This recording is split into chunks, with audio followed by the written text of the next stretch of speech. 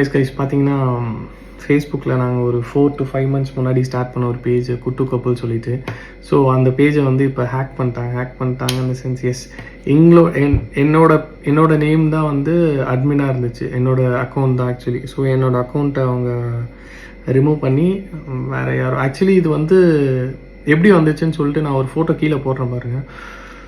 அது நார்மல் மெசேஜ்லேயோ இல்லை மெசஞ்சர் அந்த மாதிரி எதுலையாவது வந்திருந்தால் டெஃபினட்டாக நான் கண்டுபிடிச்சிருப்போம், ஓகே ஏதோ ஸ்கேம்னு தெரிஞ்சிருக்கும். பட் ஆனால் இது வந்து ஒரு ஃபேஸ்புக் நோட்டிஃபிகேஷனாக வந்துச்சு, நோட்டிஃபிகேஷன் பாரில் வரும்ல.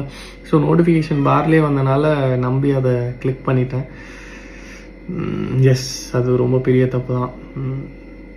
ஸோ அந்த பேஜிலேருந்து உங்களுக்கு எந்த ஒரு ரெக்வெஸ்ட் இல்லைனா ஏதாவது டிஃப்ரெண்ட்டான இது எப்படியும் ஆப்வியஸாக ஏதாவது ஒரு அட்வர்டைஸ்மெண்ட்ஸ் அந்த மாதிரி போட தான் எடுத்திருப்பாங்க.